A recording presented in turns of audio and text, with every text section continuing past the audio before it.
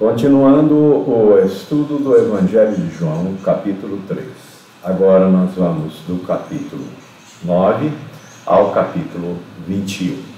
Uma pergunta, eu já vou logo deixar aqui de início. Por que Deus enviou seu Filho ao mundo? Vamos refletir nesta pergunta durante este estudo. Nicodemos perguntou: como pode ser isso?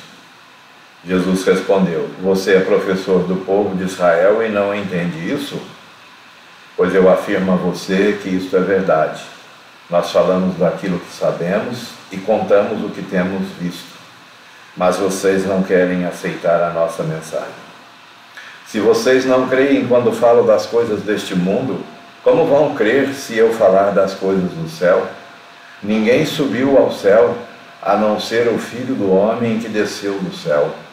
Assim como Moisés, no deserto, levantou a cobra de bronze numa estaca, assim também o Filho do Homem tem de ser levantado, para que todos os que crerem nele tenham a vida eterna. Porque Deus amou o mundo tanto que deu o seu único Filho para que todo aquele que nele crer não morra, mas tenha a vida eterna. Pois Deus mandou o seu Filho para salvar o mundo e não para julgá-lo. Aquele que crê no Filho não é julgado, mas quem não crê já está julgado, porque não crê no Filho único de Deus. E este é o julgamento: a luz veio ao mundo, mas as pessoas preferiram a escuridão porque fazem o que é mal.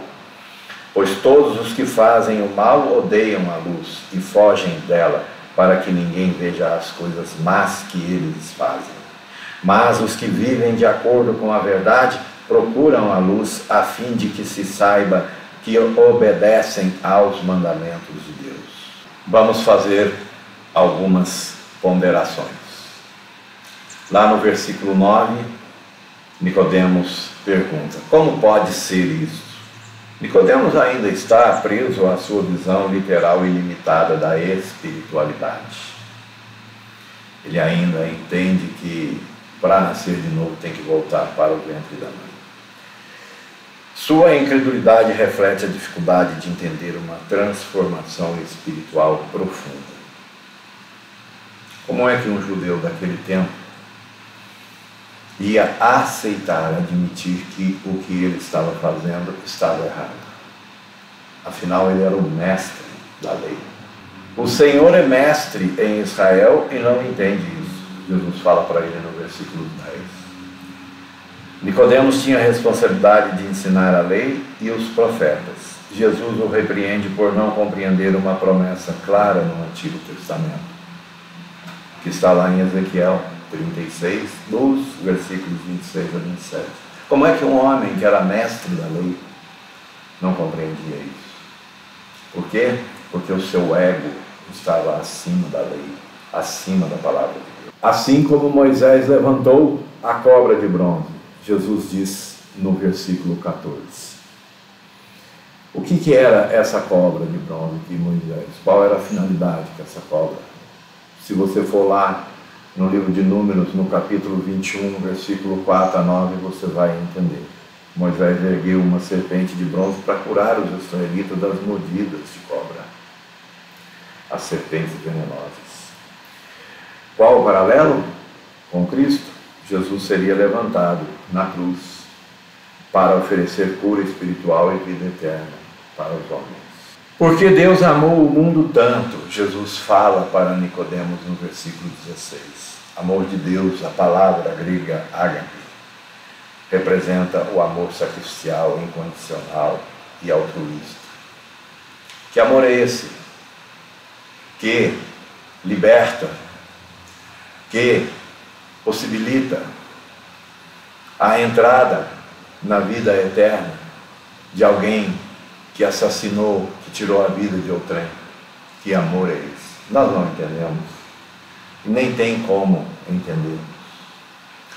Deixa eu fazer uma relação aqui para você entender o que é o amor de Deus.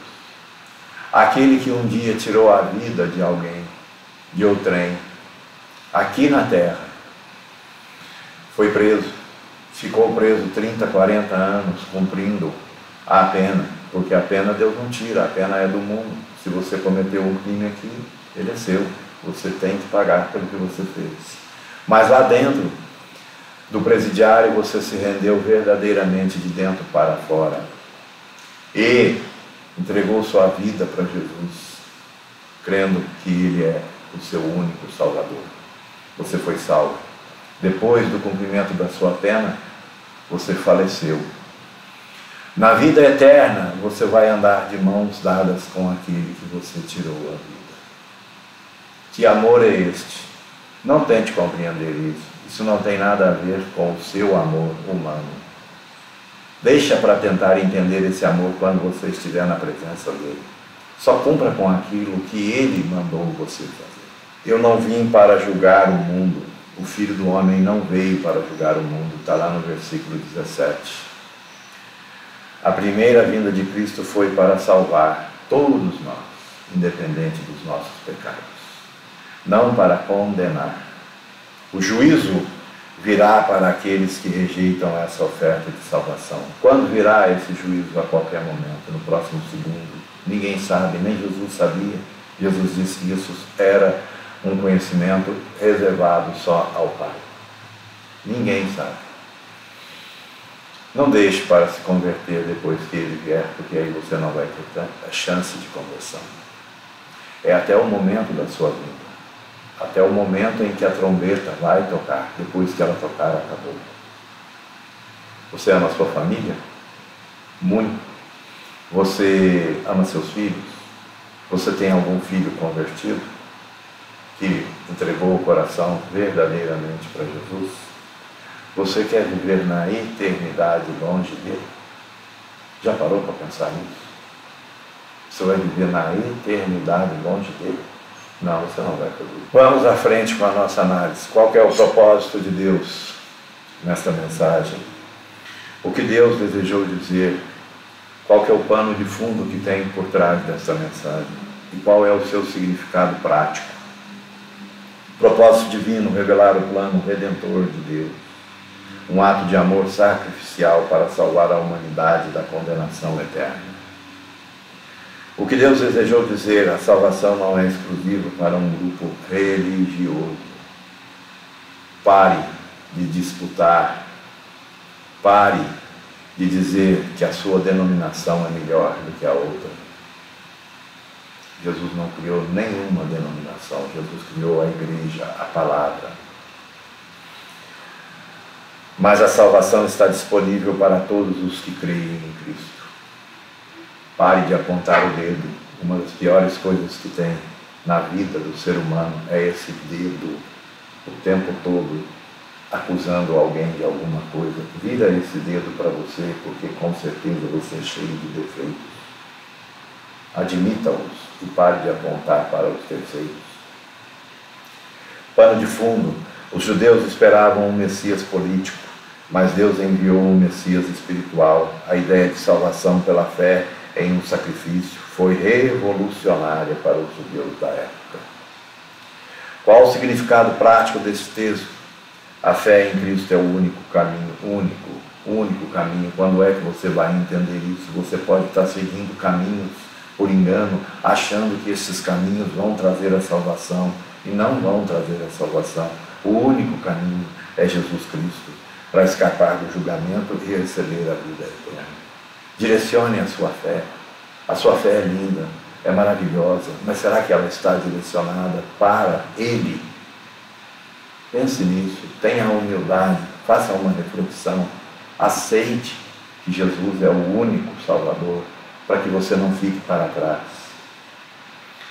Vamos falar de algumas citações de alguns autores contemporâneos, como Billy Graham, Rick Warren, Max Lucado. O que eles dizem desta mensagem trazida nos versículos que nós estamos estudando aqui. João 3,16 é o Evangelho em uma frase. É o coração da mensagem cristã, disse Billy Graham. Rick Warren: você nunca será amado por alguém mais do que Deus já te ama. Se você está com problemas, se você está se sentindo mal amado ou mal amada, Olhe para Deus, olhe para Jesus, deite no colinho dele aí no sofá da sua casa. Ele é uma pessoa, converse com ele te ama tanto, para que você precisa de um amor maior do que o dele? Max Lucado, Deus não poderia deixar de amar vocês, nem se tentasse. Seu amor é eterno. Algumas referências relacionadas a estes versículos. Lá em Números 21:9, quando alguém era mordido por uma serpente e olhava para a serpente de bronze, ficava curado. Olha que relação. Quando alguém era mordido por uma serpente e olhava para a serpente de bronze, ficava curado. Quando alguém peca e olha para Jesus e olha para a cruz, Jesus salva, Jesus liberta. Em Romanos 5:8, mas Deus demonstra seu amor por nós. Cristo morreu em nosso favor quando ainda éramos pecadores. Isaías 53:5, mas ele foi ferido por causa das nossas transgressões e pelas suas feridas fomos curados. E ainda tem gente duvidando da Bíblia, da palavra de Deus. Eu não sei como é que pode isso. É por falta de conhecimento, com certeza.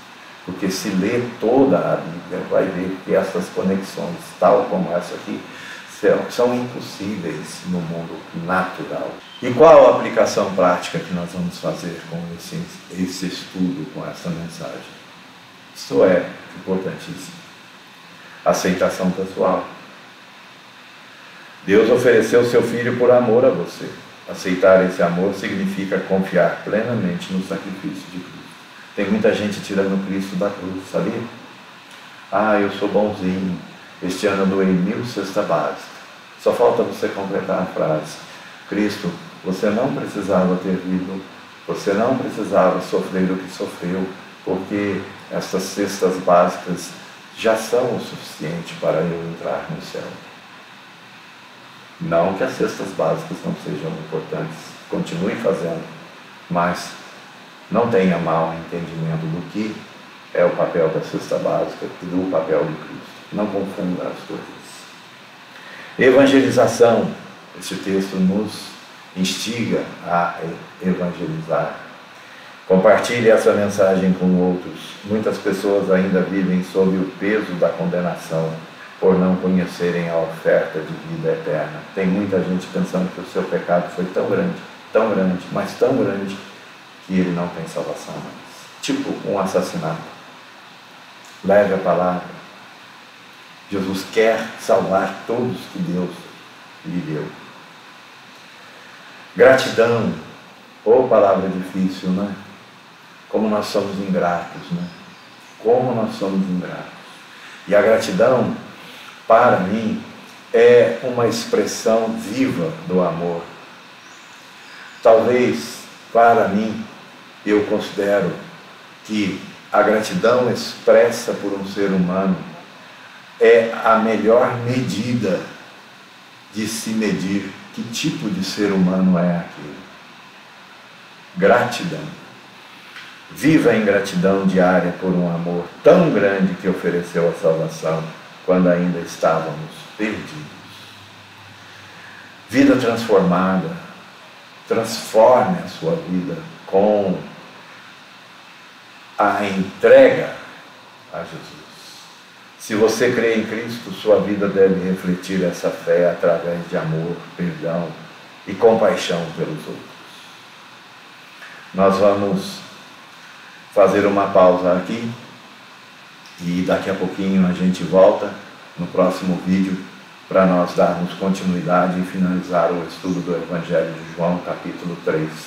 A minha oração é que Jesus entre na sua vida, entre na sua casa, que Jesus ilumine a sua mente através do Espírito Santo de Deus e que aconteça na sua vida o que aconteceu na minha, que você seja pescado, que você seja fisgado pelo Espírito Santo de Deus nos caminhos em que você está andando hoje, assim como Jesus pescou Paulo num caminho de terror, num caminho de ida para Damasco, para perseguir e matar cristãos.